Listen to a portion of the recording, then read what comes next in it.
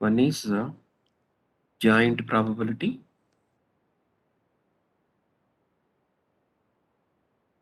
Then conditional probability. Okay.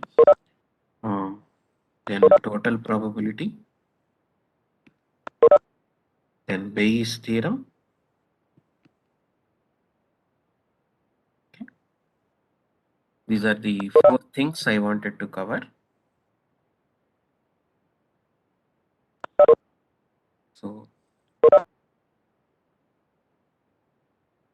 So I will be giving you the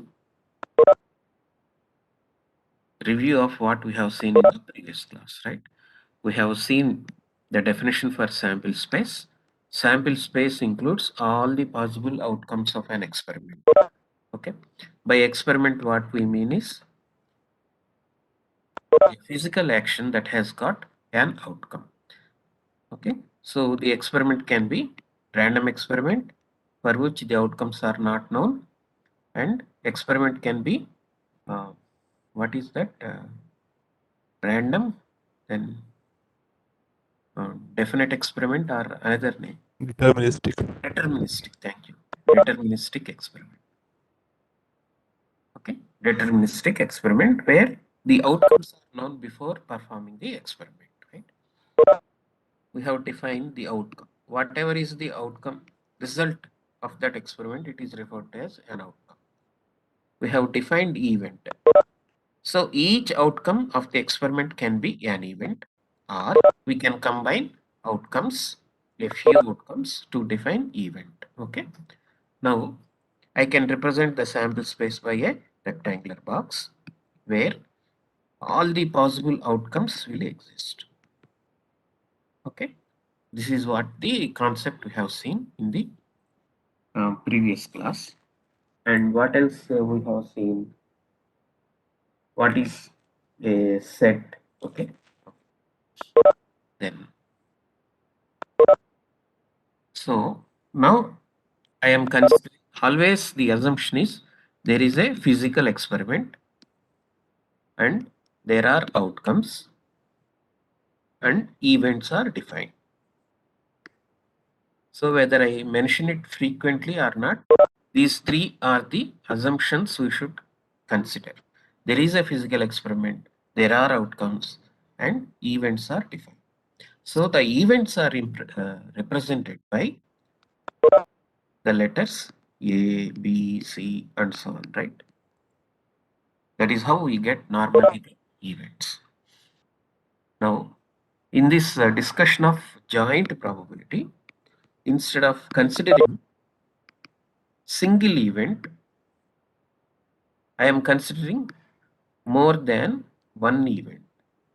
In the previous class, we have considered only one event. Okay. We said what is the probability of occurrence of A, probability of occurrence of B, and so on. But in the present class, what we consider is we consider 2 events. Typically, we wish to know what is the probability of event A and event B. That is one joint probability. Or what is the probability of event A union event B. Okay. This is intersection. This is union.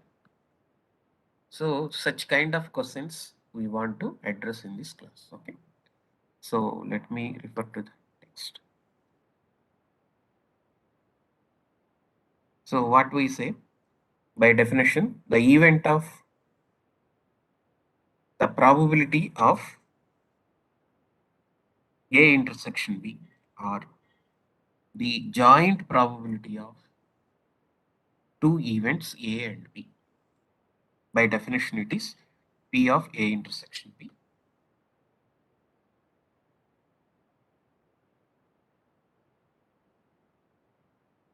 So probability of 2 events A and B in A intersection B, it is nothing but probability of A plus probability of B. So I need to subtract this. This is what is written A union B. Okay.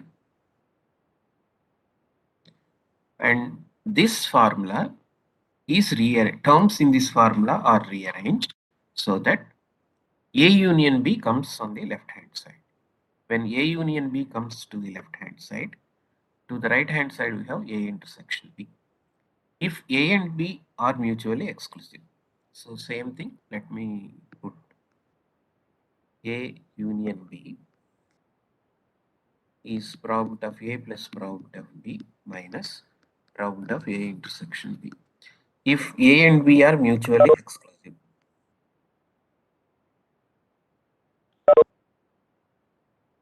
What does this mean?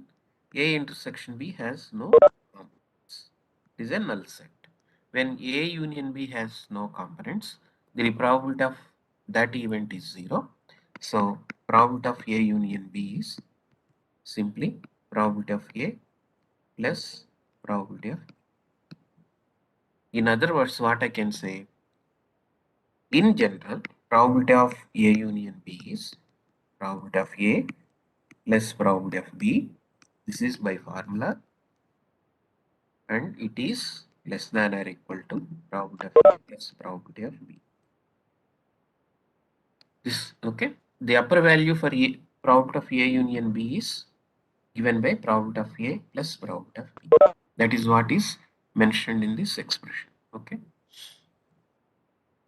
And when you take the Venn diagram, okay, you can always take the Venn diagram, and this is the sample space.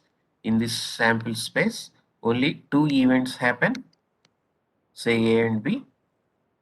They now A and B are mutually exclusive, so it is a null set.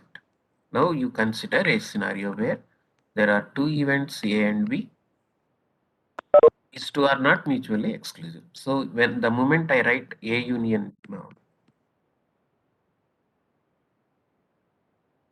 as P of A plus P of B, I am including these components coming from A, coming from B. So I must subtract that set of common elements. That is the idea. Okay. Uh, okay. Now, how do we visualize this in a practical scenario? So how do we say 1.4-2 equation, probability of A union B? Elements of A I must consider, and elements of B also I must consider. And elements of A must be considered only once, elements of B are to be considered only once. So A union B is a composite event for me. So I am trying to find out the probability of that composite event. So the probability is sum of the individual events probability minus probability of uh, the event for which the elements are common elements for A and B. That is what joint probability. Now comes conditional probability. Okay. For joint probability, an example is required. Okay. So what could be the best example?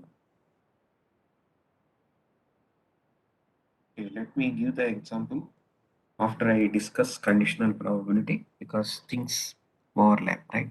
Okay. By conditional probability, what I mean is there is a condition being placed while computing the probability of an event.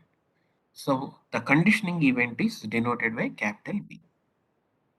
So that conditioning event must have a probability that is greater than 0. That means it should be a certain event.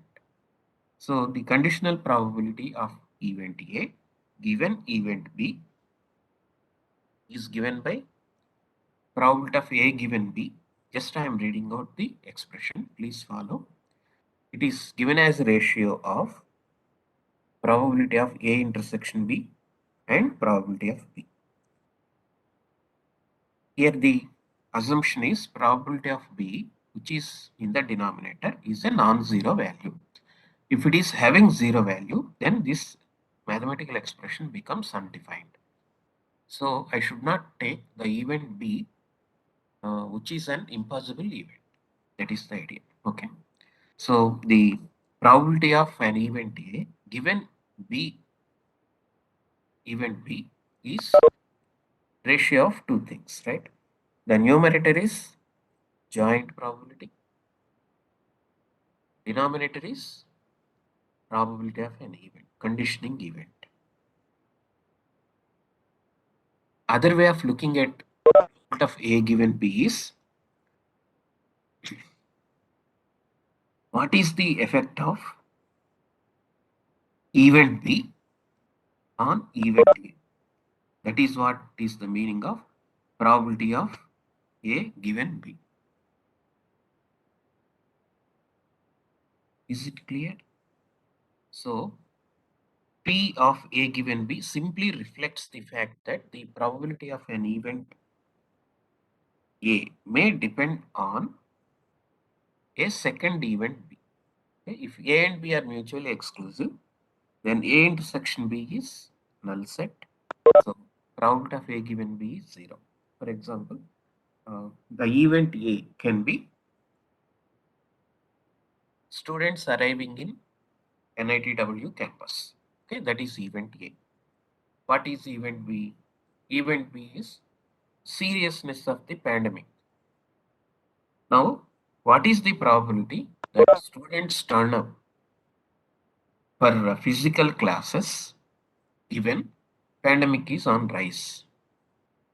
Then probability of students traveling or arriving in the campus and pandemic rising.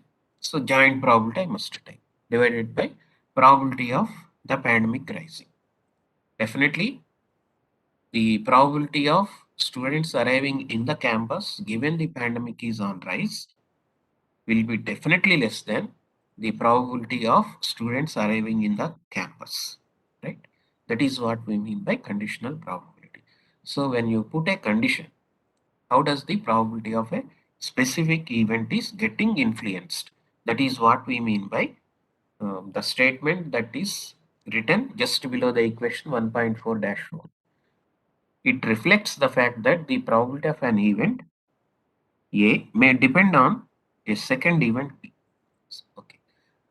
The probability of event B should be non-zero. What does it mean? What is the probability of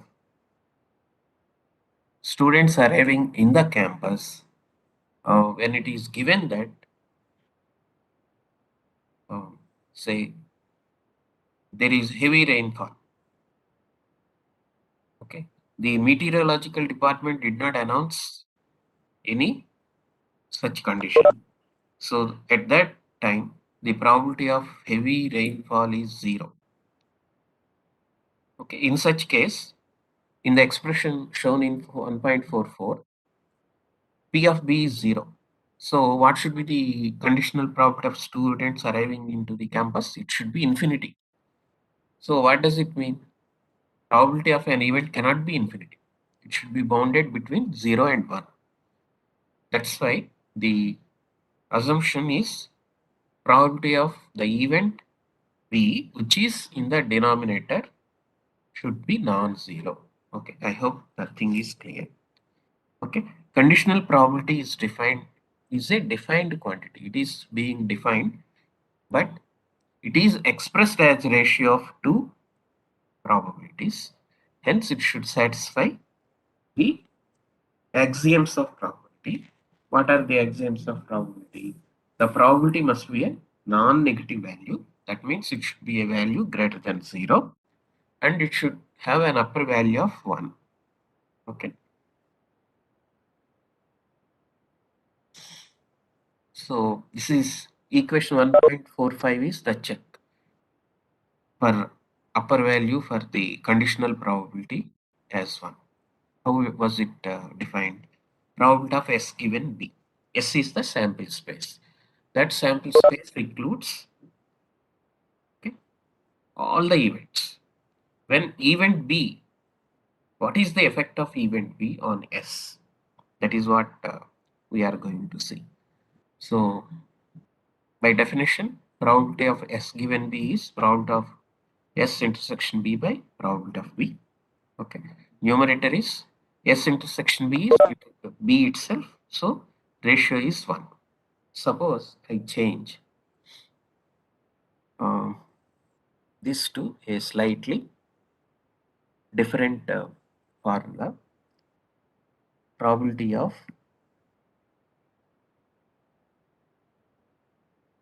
what I do is I will write probability of B given S. It can be possible, right? I can write anything. When I write probability of B given S, what is the formula? It is joint event in the numerator and conditioning events probability in the denominator. What is B intersection S? Probability. What is probability of sample space? It is 1. It is nothing but probability of B. So probability of the event taking place given S is simply the probability of B. Okay. But when you see the expression probability of S given B, when we consider the expression probability of S given B, it has come out as 1. That is the difference, right?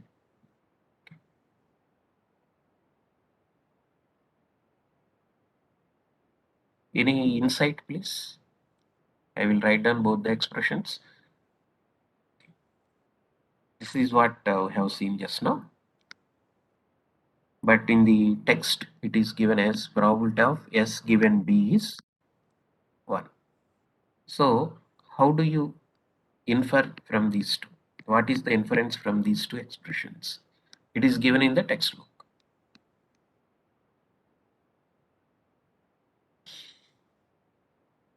How do we see? Okay. S is the sample space. That sample space may have so many events. Event A may be there, B may be there, C may be there. Okay. When in this case, probability of S given B, what was the formula did we use? S intersection B by probability of B. Okay. When I say S intersection B, it is as though B. So probability of B by probability of B. That is how one has come up. When I consider this equation, it is probability of B given S. In the numerator, it is probability of B. In the denominator, the probability has become 1. Value of that probability is 1. When I say probability of S, that includes sum of the probabilities of all the events, right?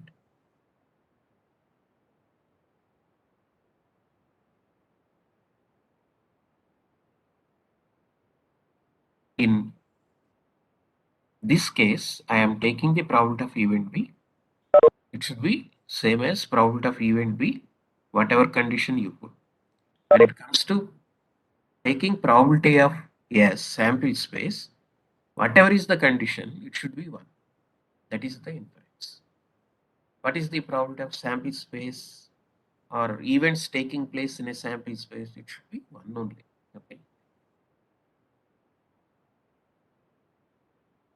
Then here there is one more extension. What is being said is um, a new event has been defined. Till now, we have defined 2 events. Third event is defined as C. Now, with this third event, what is being attempted is P of A union C intersection B. This is what is being attempted. How do I see this? Elements of A along with elements of B. So, the collective elements that are common with B. That is what this statement says. How do I consider this? Instead of taking elements of A and elements of B together and trying to find out common elements with B, what I do is I will take elements of A which are in common with elements of B. These common elements are to be appended to the elements that are common between A and C. That is what the inference. That is what here also it is written. Okay. So A intersection B union C intersection B. How can I write this equation? I can write this as A intersection B plus A intersection C, provided there are no common elements between the events, right? What are the events? Sir, it should be B intersection C, right? Please. Here you wrote probability of A intersection B plus probability of A intersection C, right? It should be B intersection C. The second term, probability of B Right. intersection. Yes, sir. A intersection B, uh, C, right, correct. Uh, yes, thank you, right. Mm, so, Sir, okay, there is a yeah, common right. thing. Here B should be there. That is what you are saying, right? Am I right? Yes, sir. Yes, sir. You are right. Sir, and what if B, there is like, and we have to subtract A intersection B intersection C elements okay. also, sir? What is that? A intersection B? Intersection C. Correct. In that only intersection C. Correct. Yes. Good, good suggestion, right? Okay. And the assumption that was taken over here is A intersection C is a null set. Okay. Okay. Okay, let us see that also. Condition A intersection C is a null set. By saying that, what we mean is I have event A, probably event B like this, event C here. A intersection C is a null set. Okay.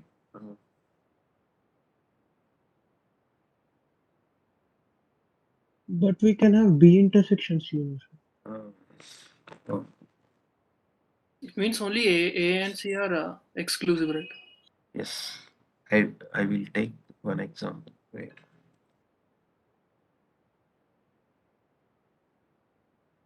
okay, things may be like this: A intersection B, then intersection C.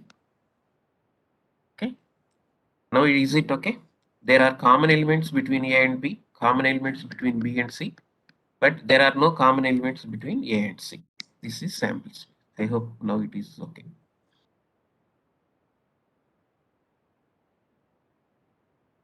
Okay. Uh, so A intersection B is shown. B intersection C is also shown, but common between these two sets is 0. That is how this comes out to be A intersection B plus probability of B intersection C. Now the concept is clear, I hope.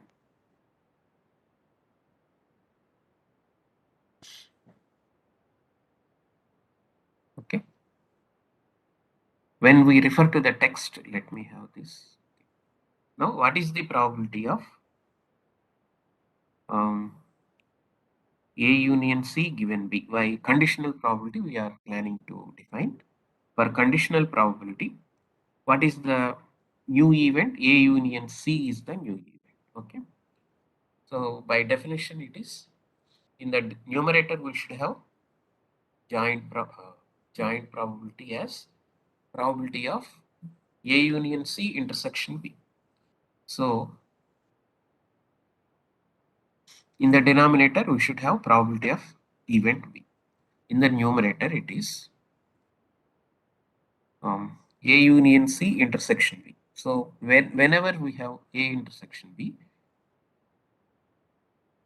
we can always write it as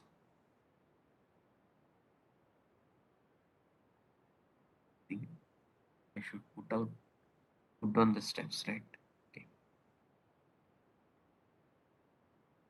Is this numerator is clear, please? I'm referring to 1.47 equation. So in the numerator we have with the probability of joint event. First event is A union C. Second event is B. Because the common elements are 0 between A intersection B and B intersection C. The numerator is written as probability of A intersection B plus probability of C intersection B. That is what I have shown just now. So when I have that case, the denominator is P of B. Is it clear, please? Any questions in this?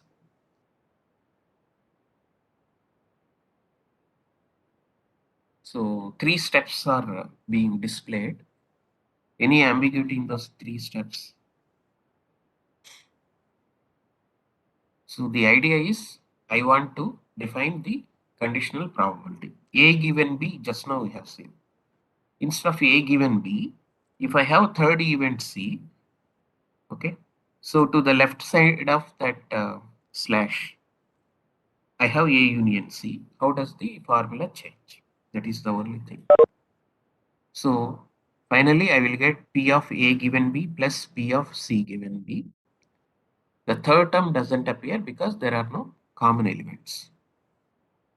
Okay. I think example has come. Okay.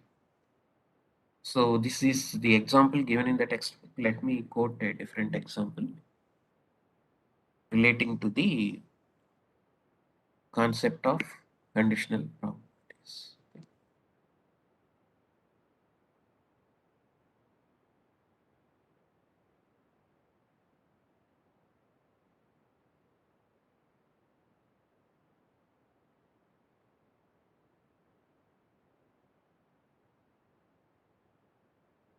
Okay. So the example is like this.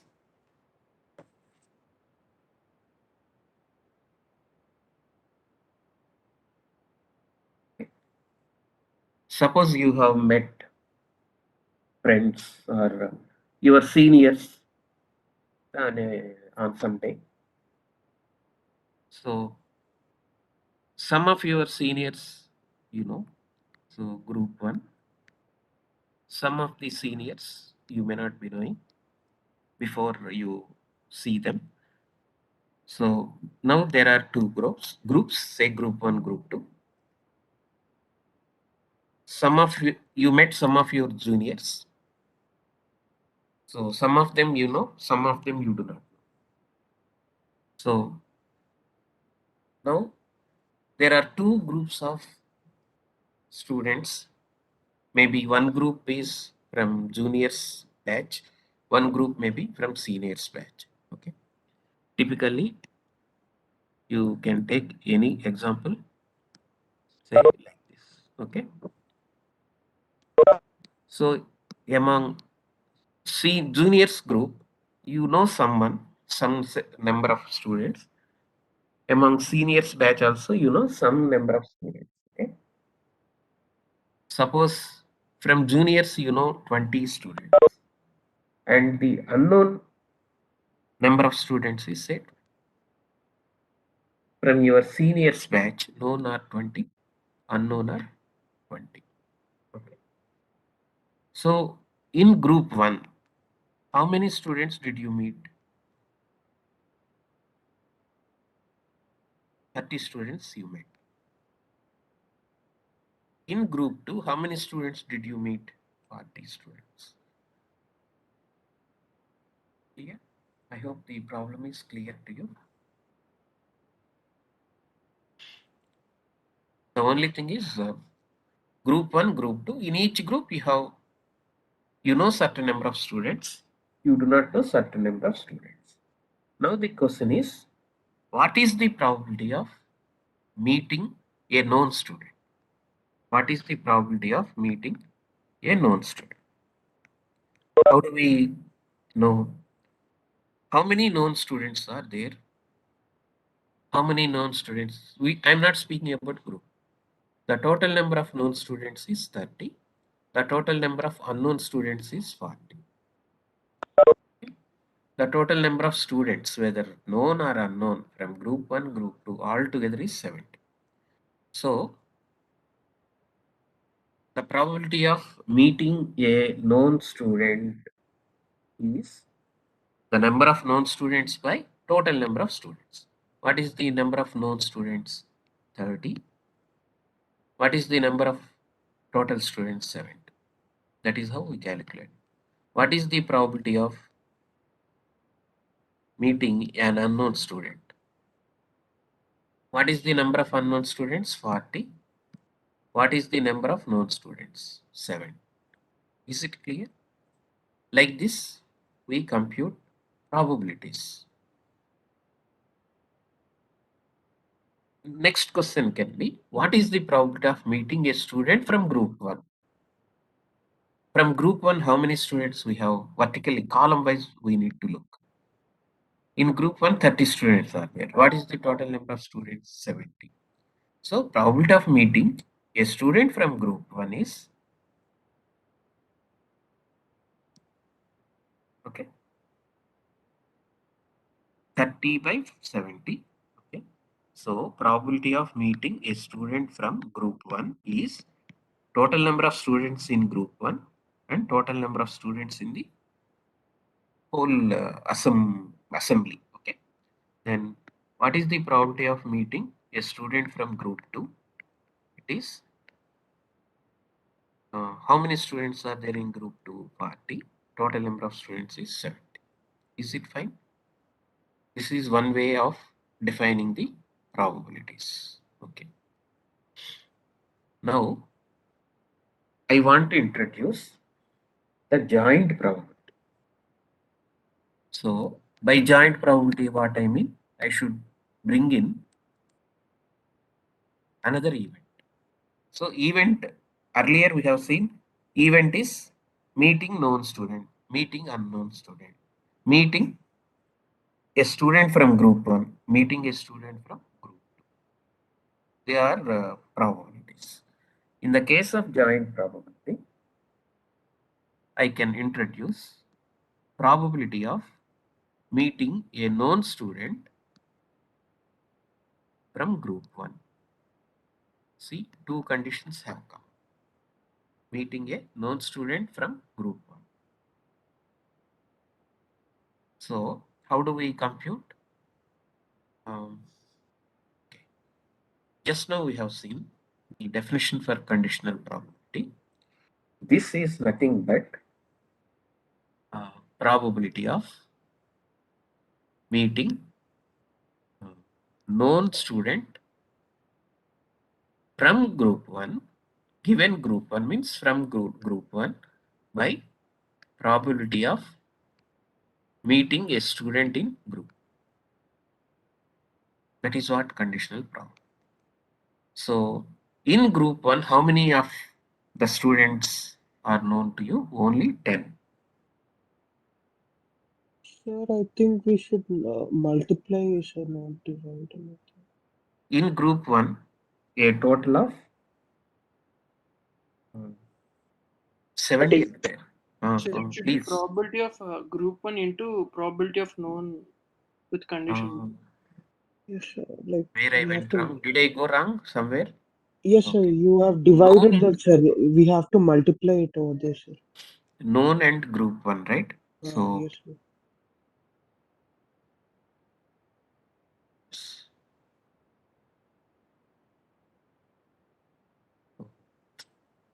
notations I went wrong, right? Here, the notation is wrong, right? Yes, sir. Yes, sir. See, what I should write is probability of meeting a known student given that he is from. Group 1. Yes. Yes. Now notation is right. Yes, Yes. yes. So, should I write this known and from group 1, known and group 1 times still wrong. So it should be divided It's by divided by probability of group 1, This right? is divided, sir. Now it is right. Yes. Yes, sir. So known is 10. This is okay. So intersection of first row, first column. Then what is the denominator?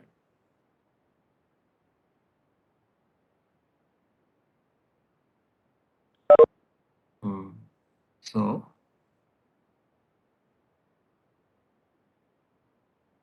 No, sir, somewhere confusing. yes, somewhere the first There part should is be right, some right?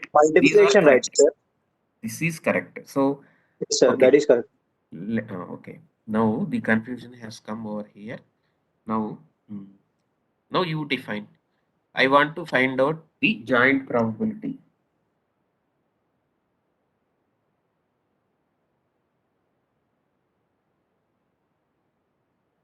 Sir, I think probability of non-intersection group 1 y, probability of non-intersection group 1 plus probability of non-intersection group 2. Okay. Is it like that, sir? See, no. Answer is Let me go back to the worked out example. I thought I must do a problem which is not worked out in the textbook. Okay. So I will explain this textbook problem and I will come back to this. Please help me in figuring out where the problem is. Okay. This is a textbook problem. What does it say? This table is a brief way of representing the description of the problem. So there is a say table. On that table we have several resistors. First column is about types of resistors: 22 ohm, 47 ohm, 100 ohm resistors. You know from color code of a resistor, each resistor can have a tolerance of 5% or 10% based on the color associated with the fourth band of the color code, that you know already, right? So two tolerances are being considered. One is 5%, another is 10%. What this table says is 22 ohm resistors are there with 5% tolerance as well as 10% tolerance. 10 22 ohm resistors are with 5% tolerance. 14 22 ohm resistors are having a tolerance of 10%. So there is a total of 24 22 ohm resistors. Out of 24 resistors, 10 of them have a tolerance of 5%, 14 of them have a tolerance of 10%. That is what the first row of the table says. Is it fine? Similarly, second row says 47 ohm resistor. A total of 44 pieces are there. Out of 44 pieces, 28 resistors have got tolerance of 5%. 16 of them have a tolerance of 10%. The same is true with 10 ohm, 100 ohm resistors. A total of 32 resistors are there. Total of 32 resistors are there in for 100 ohm resistors. Okay, out of 32, 24 of them have a tolerance of 5%. 8 of them have a tolerance of 10%. Okay, now you are asked to pick up a resistor at random. Okay, now the question is, first we have to define the events. Suppose event A is defined as picking up a 22 ohm resistor. Then event B can be defined as picking up 5% resistor with 5% tolerance. Event C now in the textbook is defined as yes. Now this is how the definition. Event A picking up 47 ohm resistor. B picking up a resistor with 5% tolerance. C is an event of picking up 100 ohm resistor. Okay. Fine. Okay. I will refer to table. What is okay? Picking up 47 ohm resistor. 47 ohm resistor refer to second row. How many 47 ohm resistors are there? 44. Total number of resistors 100. So 44 by 100 is probability of picking up 47 ohm resistors. That is very clear. Event B is picking up a resistor with 5% tolerance. How many resistors do have 5% tolerance? 62. Please see second column total. Okay. So second column total is 62 resistors have got 5% tolerance. Total number of resistors is 100. So 62 by 100 is probability of picking up a resistor with 5% tolerance. C event is picking up 100 ohm resistor. How many 100 ohm resistors are there? 32 100 ohm resistors are there. So the probability of C, event C is probability of picking up 100 ohm resistors. It is 32 by 100. Is it fine? I hope the same numericals are listed over there. See, 32 by 100. Okay. Is it okay? So there is no problem in that. It is very straight case. So when it is to find out the simply probabilities, there is no issue. Okay, let us see the joint probabilities. Now the joint probabilities listed are A intersection B, A intersection C, B intersection C. What does it mean? When it comes to A intersection B, it is 47 ohm resistors with 5% tolerance. When it is A intersection C, picking up 47 ohm resistor having a tolerant value of 100 ohm resistor.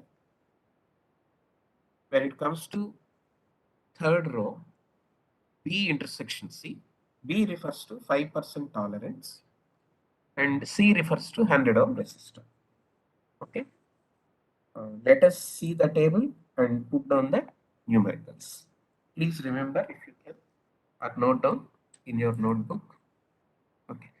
Now from the table, yes. What is event A? Picking up 47 ohm resistor. Event B is picking up 5% tolerance resistance. So the joint event is what is the probability of picking up 47 ohm resistor with 5% tolerance? Okay. So how do I take probability of 47 ohms and 5%? So second row first column intersection we should look into. So that is 28. So 28 by what is the total number of resistors? 100. 28 by 100 is the joint probability of picking up 47 ohm resistor with 5% tolerance. I think now this is clear. Second joint event mentioned was probability of picking up 47 ohm resistor, that is second column, and 100 ohm resistor. But attempt given is only once, you should pick up only one resistor. Okay. Is there any common element at the intersection of second row and third row? No intersection. So there are no common elements. That's why the answer is shown as 0. The third joint event mentioned was probability of picking up 5% tolerant resistor having a value of 100. So resistor value of 100 is in third column, third row. 5% tolerance is in the second column. Intersection point we have a value of 24. So there are 100 ohm resistors with tolerance of 5%, 24 are existing. So 24 by 100. That is how the numericals are listed. Okay. Then those are the joint probabilities. Now the conditional probabilities. In conditional probabilities, what are the things we have listed? A given B. In A given B, by the formula, it is P of A intersection B by P of B. Okay, let us see. Then next is P of A given C. That is P of A intersection C by P of C. Let us see what is its value. Then the third one is P of B intersection C. That is P of B intersection C by P of C. So if possible, you note down the numericals. Let us see from the table what values do we arrive at. Okay. Okay. Now conditional probabilities. Probability of A given B. So what is probability of A given B? A is event of picking up 47 ohm resistor. B is event of picking up 5% tolerant resistor. So what is the effect of that 5% on selection of 47 ohm resistor? So that 5% is fixed. Among all the resistors, how many do have 5% tolerance? 62. So I can only select out of 62. How many can I select? Picking up 47 ohm resistors, total is 28. So probability of A given B is 28 by 62. So I should consider second row intersection of second row, second column divided by 28 divided by last row, second column, that is 62. That is how we arrive at. Second conditional probability cited was probability of A given C. What is meant by probability of A given C? It is probability of selecting 47 ohm resistor, okay, when it is given that it should have a value of 100. So event A is selecting 47 ohm resistor, event C is selecting 100 ohm resistor. Is there any intersection point between second row in the table and third row in the table? No intersection point. So the joint event is 0, resulting in 0 probability. That is how 0 was placed. The third conditional probability cited was probability of B given C. Probability of selecting out of 100 ohm resistors, resistor with 5% tolerance. Out of 100 ohm resistors, how many 100 ohm resistors do I have? 32. So out of 32 resistors, how many resistors do have 5% tolerance? 24. So numerator should be 24, denominator should be 32. Okay, this is what the problem. Any questions in this? Okay. Now let us apply the same approach to this problem. This problem I tried to design on my own. Oh, yes. Now joint probability I am referring to. So known intersection G1 I wrote. When I wrote known intersection G1, let me not write this formula.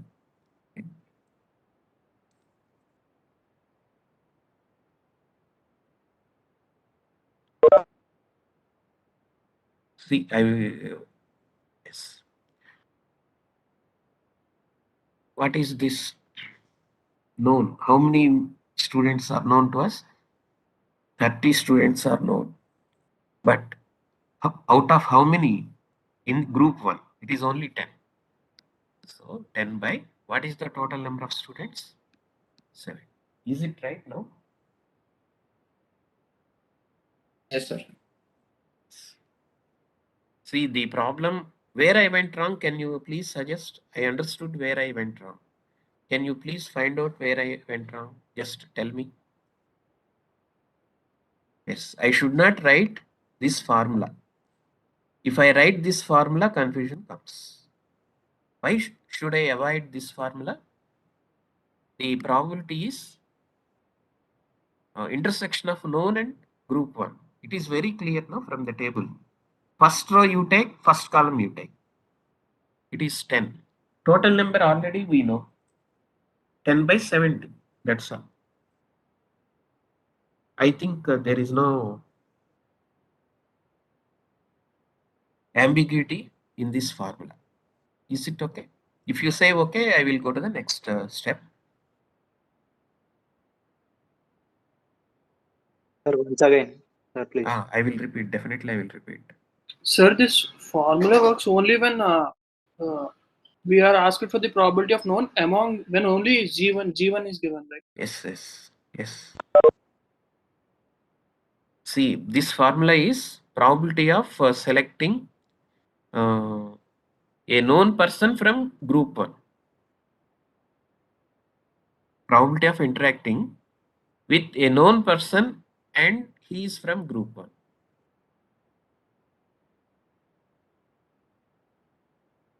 Is it okay? Two features are to be met. He should be from group 1 and he should be known to me. But the sample space is having 70 students. See, someone has asked me to explain this again. Did he get the idea, please? Yes, sir. Yes, sir. So, okay. Then probability of interacting with unknown person and he is from group 1. So, unknown person is second row, group 1 is second column, okay? 20 students are there in that category. Total number of students. Like this, we need to compute the joint problem. Is it clear or anything is wrong? Unknown from group 1, 20 by 70. Similarly, you can take known from group 1, group 2, okay? Unknown from group 2. Known from group 2 is just you take intersection, that makes you very clear. So known, where is that known row, first row? Where is group 2 second row? So 20 intersection points. So total is 70. Then unknown is second row. Group 2 is third column. So 20. Is it okay?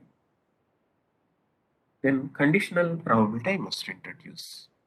So now, yes, conditional probability is what is the probability of interacting with the known person given that he is from group 1. See, if I have this known person given that from group 1, in group 1 I have unknown people also, known people also, and known people are there in group 2 also. So I should write it in a very specific language. Known people from group 1 divided by what is that? Is it fine? We have to refer to again the previous textbook example.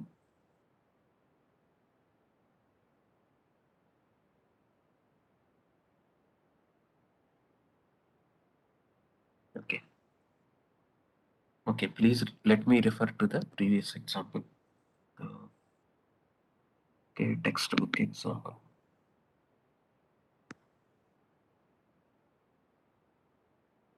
Yes. Here, what is this written? Probability of A intersection B by probability of B. Okay. Here, probability of B is given as 62 by 100. What is probability of A intersection B? The previous result, 28 by 100. So 28 by 62. So when it comes to conditional probabilities, it is the ratio of two probabilities. These two probabilities have already been calculated earlier. Okay. Is it fine? Any questions, please? If there are no questions, let me go to the present example. Yes. What is probability of known intersection G1? Known intersection G1 is 10 by 70. This is what we have to take. What is the probability of G1 here? 30 by 7. Is it okay? So 1 by 3 is the probability. Is it right?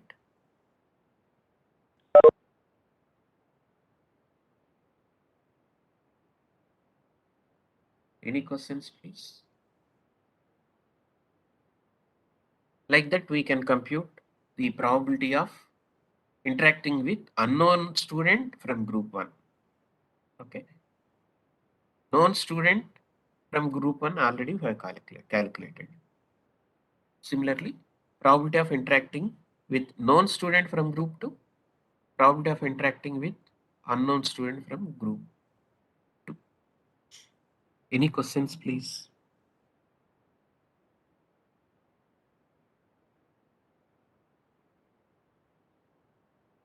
No, sir. It's clear, sir. Thank you, sir. So please refer to textbook examples. They give you very clear understanding. Okay. Why I tried with the new example is let me cross check. If I go wrong, I always have the reference from the textbook. So that is how I planned this example. Okay. And what I suggest you is try to work out the exercise problems at the end of each chapter from Papalis, Peebles. Okay, you have references in the internet. Only thing you have to have patience to download those references. Whenever you try to solve the exercise problems, maybe on your own or maybe referring to material available in the internet, try to understand the problem, try to understand the steps and put down the steps. The idea is you should be able to solve a given problem. Mostly the problems I will be taking from your exercise sections. Is it okay? I hope I am very clear. For your assignments, you are submitting all worked out examples being worked out by you. For the mid exam and end exam, I will be picking up problems that are listed in the exercise portion. And some of the problems from examples as they are. Okay.